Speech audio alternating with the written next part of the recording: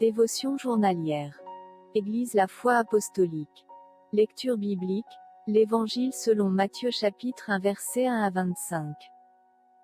Il y a donc en tout 14 générations depuis Abraham jusqu'à David, 14 générations depuis David jusqu'à la déportation à Babylone, et 14 générations depuis la déportation à Babylone jusqu'au Christ. L'Évangile selon Matthieu chapitre 1 verset 17. Quand j'étais au lycée au Nigeria, notre école, en fait toute la ville, a connu une grave pénurie d'eau. La nappe phréatique était basse parce qu'il y avait eu une pénurie de pluie, et finalement le problème était si grave qu'il n'y avait pas d'eau pour préparer la nourriture aux élèves.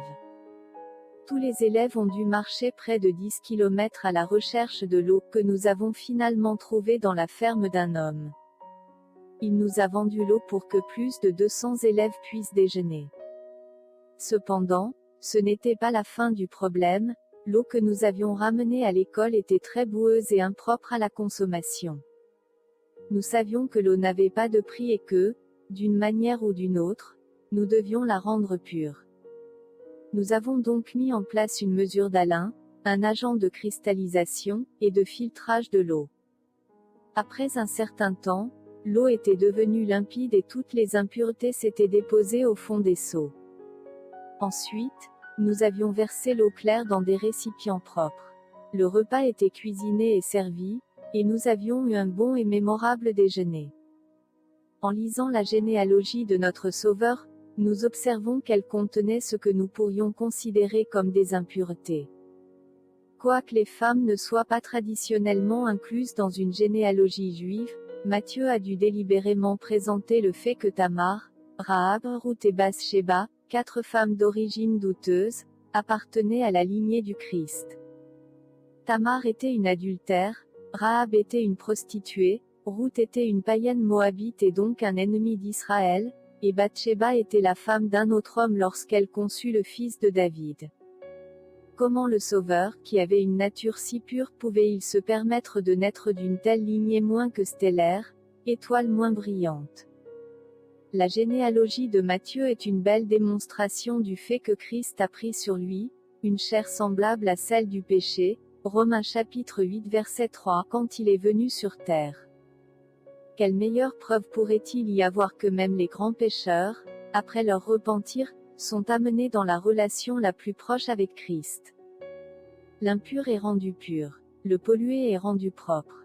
Les dégénérés de l'humanité sont transformés. Tandis que nous nous concentrons sur la naissance miraculeuse du Seigneur, nous devrions également célébrer le miracle de l'amour qui lui a fait choisir de venir à travers la lignée de David. Contexte. Tout l'espoir d'Israël était concentré sur la naissance du Messie. Pourtant, bien que les Écritures de l'Ancien Testament aient prophétisé les circonstances qui entoureraient sa naissance, les gens avaient leurs propres idées sur la façon dont le Sauveur apparaîtrait. Dans un contexte de doute et d'attaques incessantes du cercle religieux établi de l'époque, Matthieu entreprit d'écrire son évangile aux Juifs convertis. Son objectif principal était de consolider leur foi dans le Seigneur Jésus-Christ en tant que Messie promis. Le cœur de l'attaque des judaïstes contre le Christ était qu'il n'était qu'un humain, et ne pouvait donc pas être le Sauveur. L'approche d'édification de la foi de Matthieu était de montrer que Christ était vraiment divin et que sa nature humaine était nécessaire et prédite. Il a ensuite montré l'interposition de la nature divine et humaine du Christ. Parce que l'ascendance d'un juif prouvait sa position en tant qu'un des élus de Dieu et qu'elle était donc très importante, Matthieu a commencé par montrer que Jésus était un descendant d'Abraham et de David. Ensuite, il a montré comment les événements entourant la naissance du Christ étaient cohérents avec les saintes prophéties, citant en quoi la naissance de Jésus-Christ était différente de celle de toute autre personne connue, parce qu'il était né d'une vierge. L'approche de Matthieu, par l'onction du Saint-Esprit, a aidé à prouver aux Juifs croyants que Jésus-Christ était effectivement le Sauveur. Sur la base de la généalogie du Christ, des circonstances entourant sa naissance et de la précision extrême de la prophétie à son sujet, sa divinité était incontestable. Matthieu, dans une conclusion spectaculaire de ce dossier généalogique, a déclaré que la lignée du Christ et sa naissance inhabituelle étaient un accomplissement de la prophétie sur le Messie et le nom qui lui serait donné, Emmanuel, signifiant « Dieu avec nous ». De nombreux garçons juifs ont été nommés Jésus, l'équivalent grec de Josué, qui signifie « Jéhovah sauve ». Emmanuel, cependant, a dépeint loin. C'était un titre décrivant la divinité du Fils de Dieu, plutôt qu'un nom effectivement utilisé par lui. Regardez de plus près. Combien de générations y a-t-il entre Christ et Abraham? Pourquoi est-il nécessaire de faire une distinction claire que Marie était vierge? Le nom Emmanuel signifie « Dieu avec nous ». Comment cette grande vérité a-t-elle eu un impact sur votre vie? Conclusion. Tout comme Dieu a utilisé toutes sortes de personnes pour amener son Fils dans le monde, il appelle toutes sortes de personnes aujourd'hui à devenir ses enfants et à le servir. Bonne journée à vous. Matthieu, chapitre 1er. Généalogie de Jésus-Christ, fils de David, fils d'Abraham. Abraham engendra Isaac. Isaac engendra Jacob. Jacob engendra Juda et ses frères. Juda engendra de Tamar Pharès et Zara. Pharès engendra Esrom. Esrom engendra Aram. Aram engendra Aminadab. Aminadab engendra Naasson. Naasson engendra Salmon. Salmon engendra Boaz de Rahab.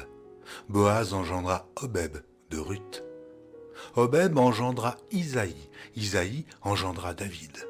Le roi David engendra Salomon de la femme d'Uri. Salomon engendra Roboam. Roboam engendra Abia. Abia engendra Asa. Asa engendra Josaphat. Josaphat engendra Joram. Joram engendra Osia.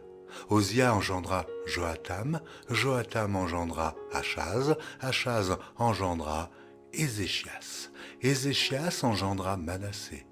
Manassé engendra Amon. Amon engendra Josias.